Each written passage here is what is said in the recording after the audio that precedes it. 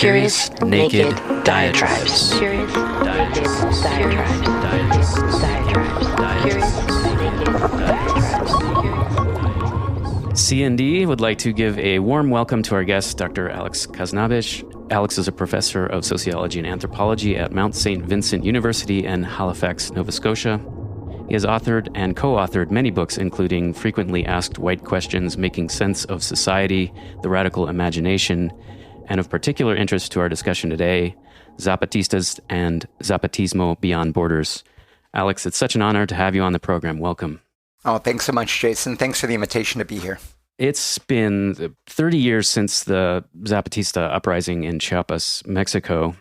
But before we get into it, I'd like to know more about this idea of collective liberation. I saw this term in one of your bios and was just delighted by it. What is collective liberation to you, and how does it figure into your work? Oh, that's a wonderful question. I'm really happy to start with that one. Yeah, collective liberation, I think, is one of the phrases that I came across in my political activism and academic research, and I just was immediately drawn to it. So I'd love to say that I coined it, but that's absolutely not true. I'm drawing on sort of a rich history of anarchism, of radical feminism, of anti-colonial struggles that have all sort of circled around this term as an idea.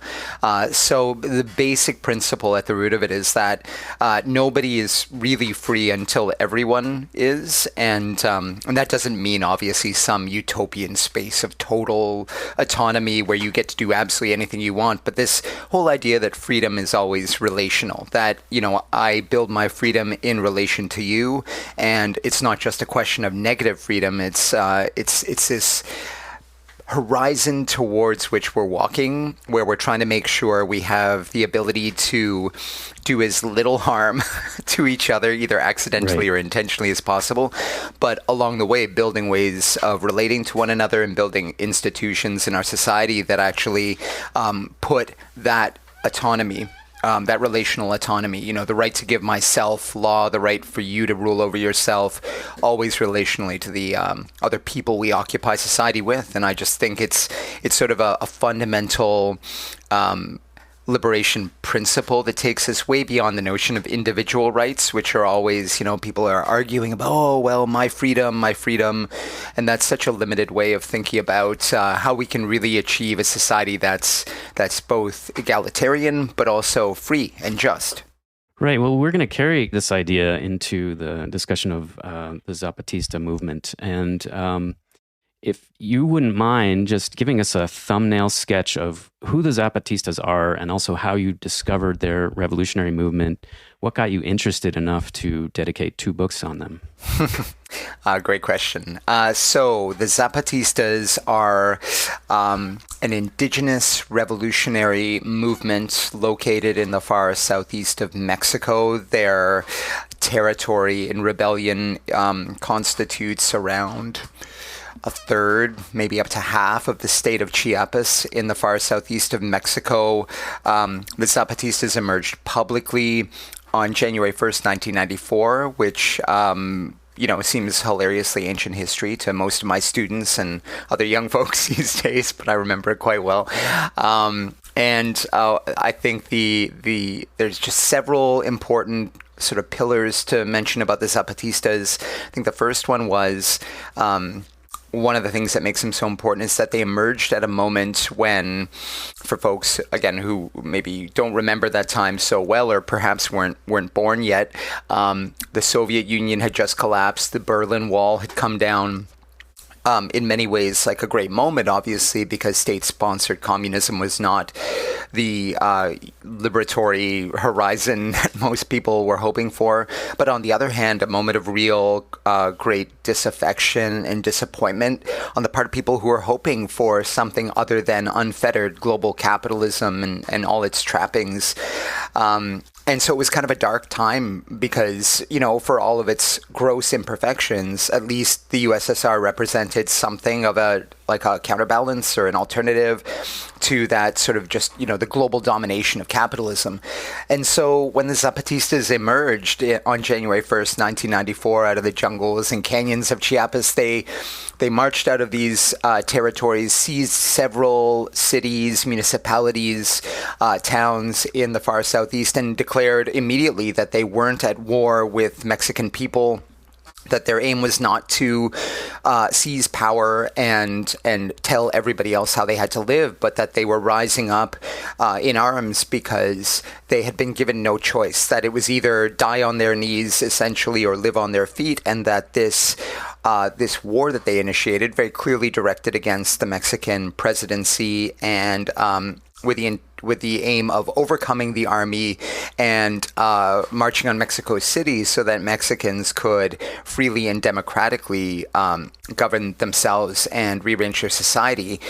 That was, I think it's hard now in the aftermath of Occupy and Black Lives Matter and Idle No More and all the movements we've seen since, really, including the alter-globalization struggles of the early 2000s.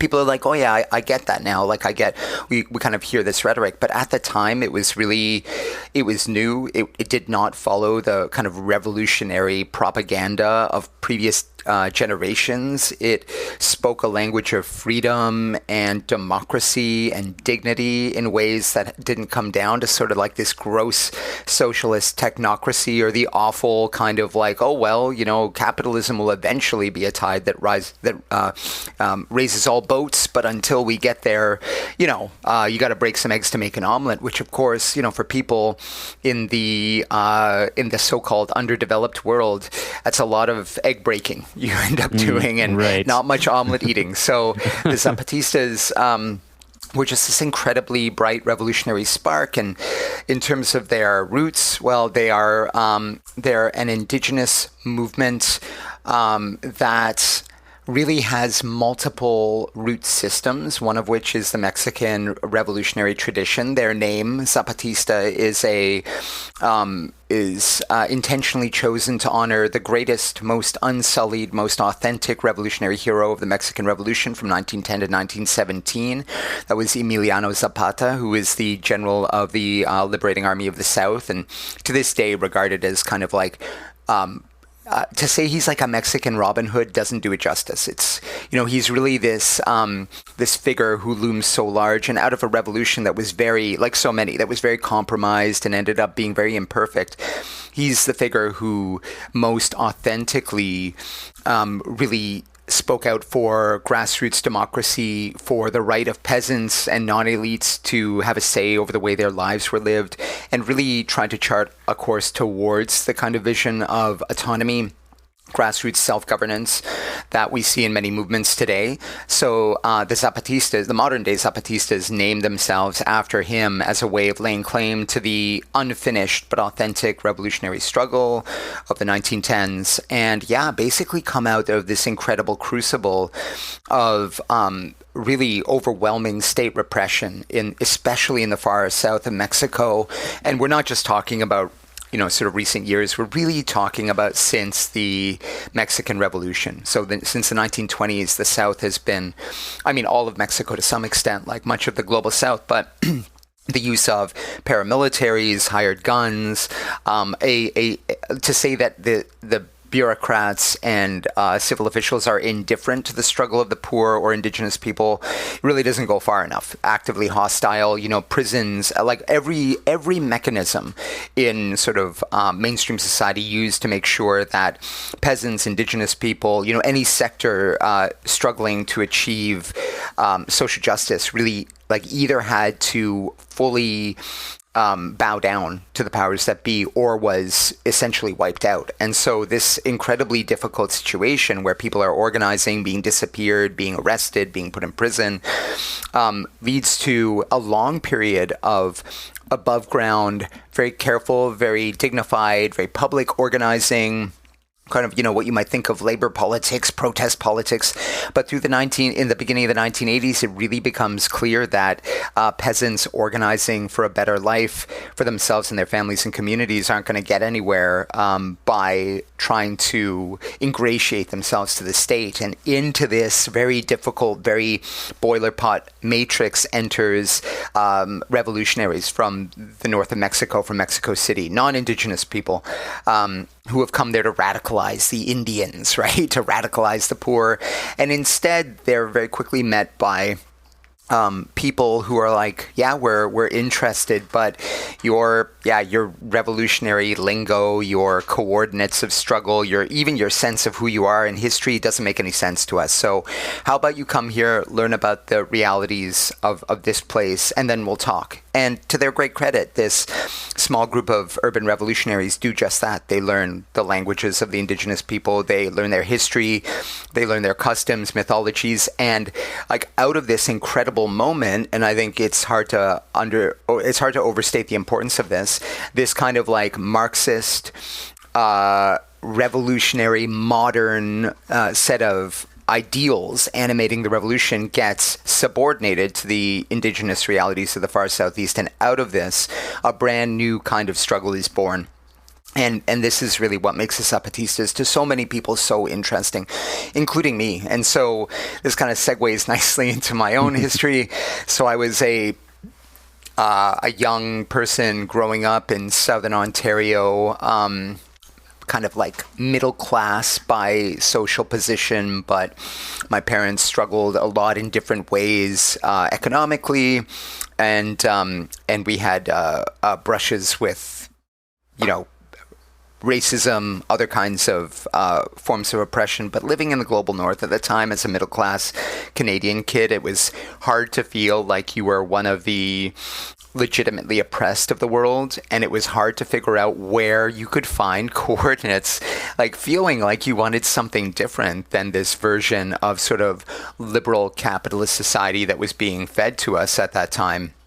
And looking around for inspiration and just not finding it politically anywhere around me. And then, on January 1st, 1994, this revolutionary movement explodes out of nowhere, and seemingly out of nowhere.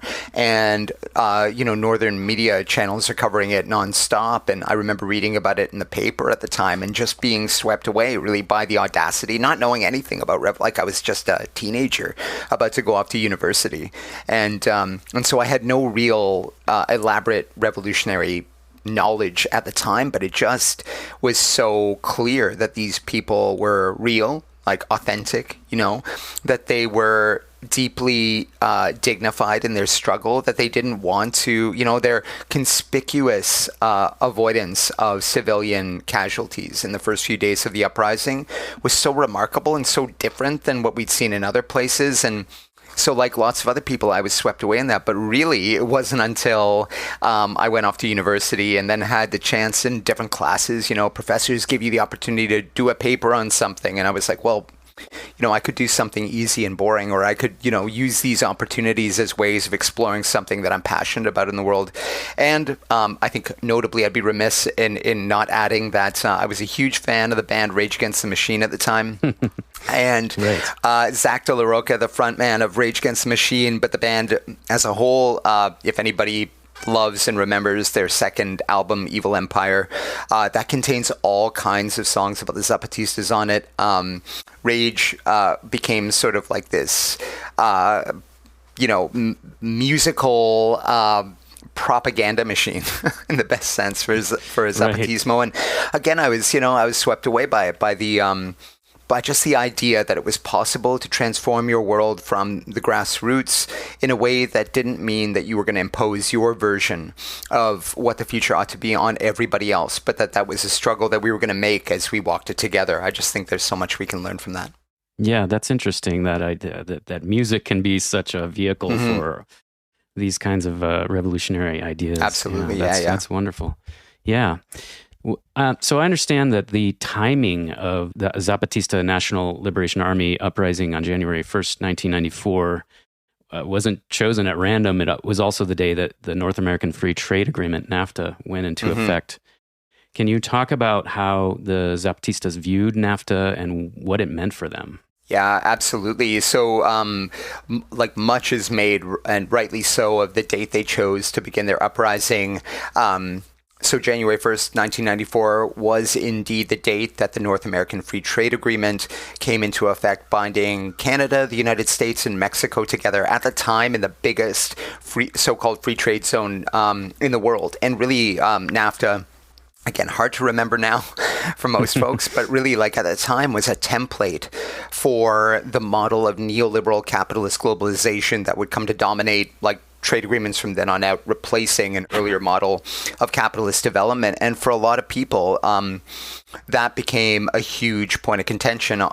Maybe folks remember the huge shutdown demos that went on in Seattle in 1999 against the World Trade Organization, where all kinds of folks came together. But that moment's not even possible without the Zapatista uprising in 1994, in part because the Zapatistas really are the spark that lights the fuse of that alter globalization movement, but also because they do the hard work of very like inspiring but very straight ahead language of pointing out how these deals don't benefit ordinary folks, and in fact they don't like lead to this world that we were being sold at the time of, oh, it's going to be a wonderful cosmopolitan planet where everybody will be, their own entrepreneur, and you're going to enter into this incredible marketplace of ideas.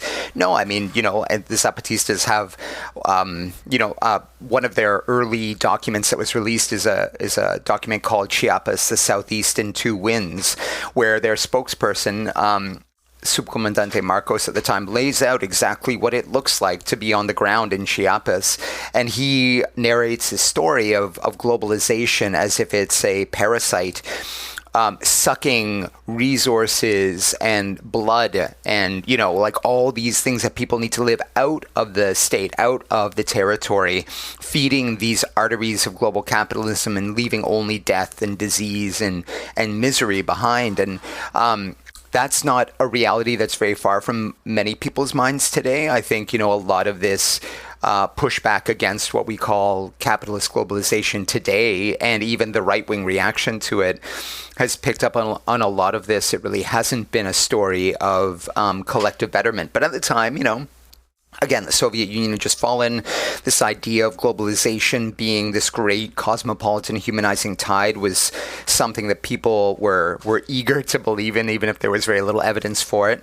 And the Zapatistas very cannily chose January 1st as the date of their uprising because they wanted to indict NAFTA. And indeed, their spokespeople said in the days after their uprising that NAFTA was a death sentence for indigenous peoples in Mexico. And the reason they said that was because as a criteria of Mexico entering into NAFTA with Canada and the US, they had to make critical changes to their constitution. And one of those changes was a change to Article 27, which is one of the most important revolutionary articles to emerge. So the Mexican Constitution is a product of the revolution.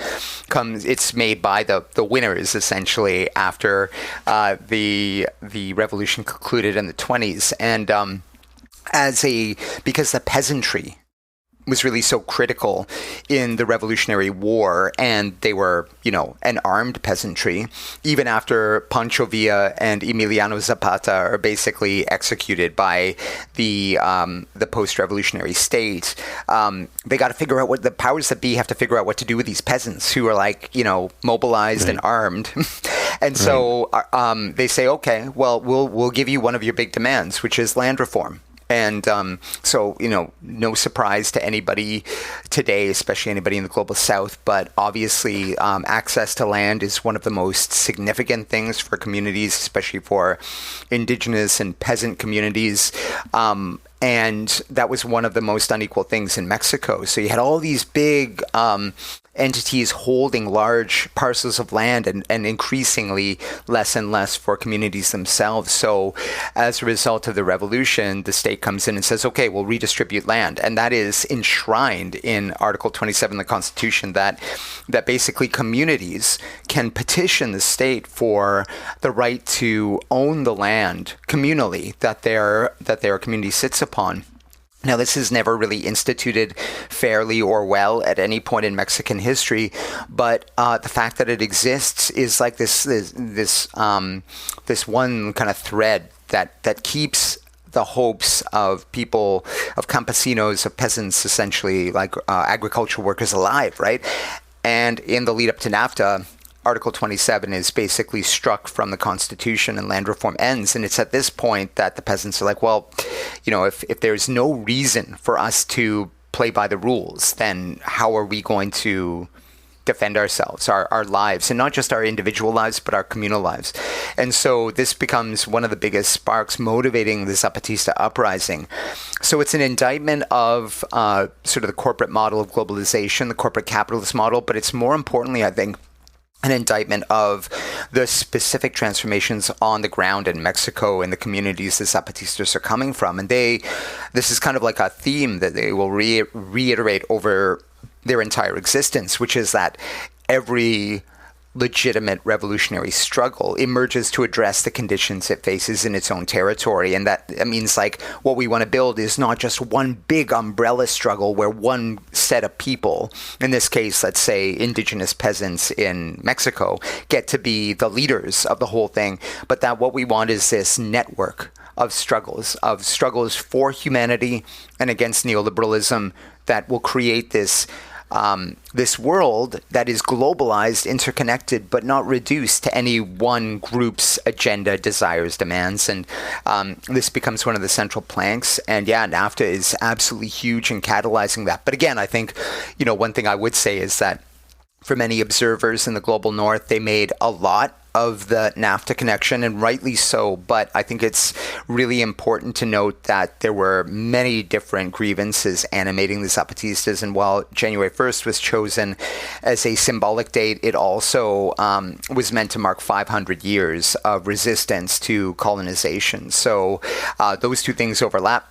And it's important I think, for those of us who live outside of Mexico, not to simply say, oh, this is like the beginning of the movement against capitalist globalization, because it's also like more to do with the conditions on the ground, more to do with the history and the lived realities of those communities as they were experiencing them at the time, and as they were, really confronting the reality that they wouldn't be able to exist as they did, even in the precarious conditions that they did at the time, if they didn't stand up for that right to live on territory that they collectively controlled. This concludes part 1 of CND's 3-part series with Dr. Alex Khasnabish, looking at 30 years of the Zapatistas' revolutionary movement in southeastern Mexico. Part 2 of the series releases Wednesday, January 3rd, 2024. Please join us. For a free MP3 of the entire full-length interview, click the link in the show notes. Curious Naked Diatribes is part of the Javi Media Network, on the web at javimedia.net. Send email to info@javimedia.net.